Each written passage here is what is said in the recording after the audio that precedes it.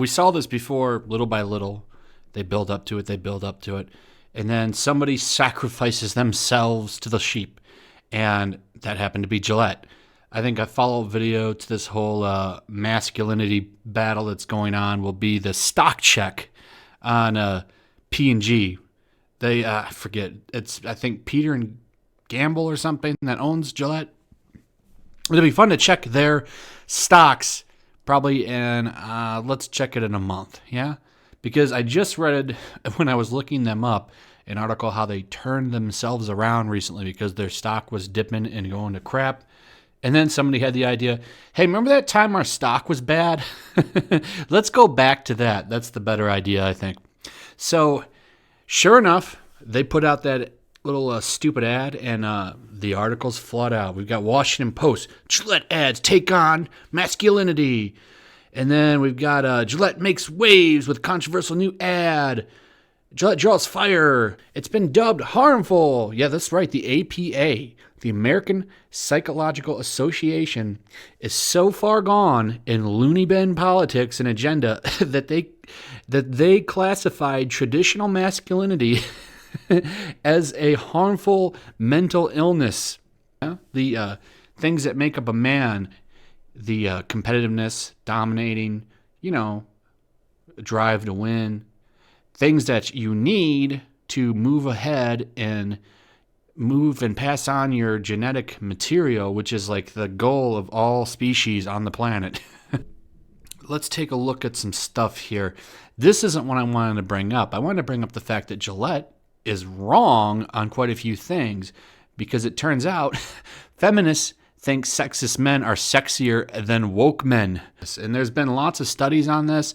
They call it the dark triad personality stuff on basically like why women like bad boys and how they always find them attractive. But what's funny about this study is they actually looked at like hardcore feminists and more conservative-minded women, and they all had the same thing. They found bad boys more sexually attractive. And it didn't matter where they landed politically. They all had the same drive. That's what I found really funny about this. So, sorry, Gillette, you're wrong. Being a traditional male is more likely to get you a partner and probably offspring, which is why, the more successful men are going to be the ones that get it. And, there's another study that I saw, which I wish I could find and look up, where they show that, basically, the majority of the population of women are only interested in, 20% of the world's men. And it's probably these dudes right here on the motorcycle. Some things are never going to change. So we can...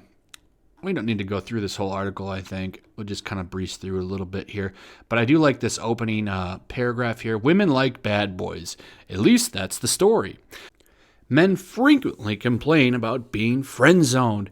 The idea being that men who are respectful towards their female interests get placed into the role of friend rather than potential boyfriend. The pickup artist community has embraced this concept, teaching men how to behave in assertive, dominant ways that allegedly are more successful with women. Well, they are more successful. Science literally proves it. Their community, a group of online males who complain bitterly, violently, and angrily about being involuntarily celibates. They attack women for choosing alpha males rather than softer, kinder men like themselves, the woke kind. So, women admit to liking bad boys, being attracted to men who insert or dominate, are sometimes criticized as having internalized misogynistic attitudes, or simply as naive and foolish, failing to recognize or admit that sexism is damaging. So then they talk about how women were into Trump and stuff. And here we go. Now we're going to go down into the research, right? There's some interesting stuff here that I want to go over that it talks about, basically what I was saying about how women that are, woke don't like woke men. In fact, deleted, I like this quote here by Kate Eisen. Dating a male feminist turned out to be one of the least empowering decisions I've ever made. Now here's where it gets interesting. So despite acts of benevolent sexism appearing chivalrous and romantic, previous research has found that women who endorse these beliefs often demonstrate approval of restrictions on their freedoms, independence, and autonomy, and may impact women's support for gender egalitarianism. So these women desperately want a man to control them or something. It's weird. Now, I like, a woman that can do her own thing, but, I definitely assert myself. I mean, I assert myself when I met the woman I'm with, all that stuff. Like, I've never been in the online dating, never needed to. Like, I just don't get that stuff, right? So let's get into this here. So these two used several different related experiments in order to test why women find men with these types of beliefs to be more sexy and appealing. They found women who saw these types of men as more attractive. They also saw the men as more willing to protect and care for them and to commit to a relationship. Now that's interesting because there's that stigma to the bad boy or whatever, that they're going to cheat and stuff. So I found that pretty interesting. So there's the two factors right there. More willing to protect and care for them, right? Because anytime you meet a woman or whatever, they're very interested in what you do, what kind of status you have, right? Because it's all about the money and the power when it comes to women, your status and your economic standing, right? Willing to protect them too, stand up for them, make sure they don't get harmed. Women don't want to be put in danger, and if they are in danger, they want to know that their man will protect them. It's a thing of nature, and I don't deny that that's real. Women want a man that will stick up for them and protect them.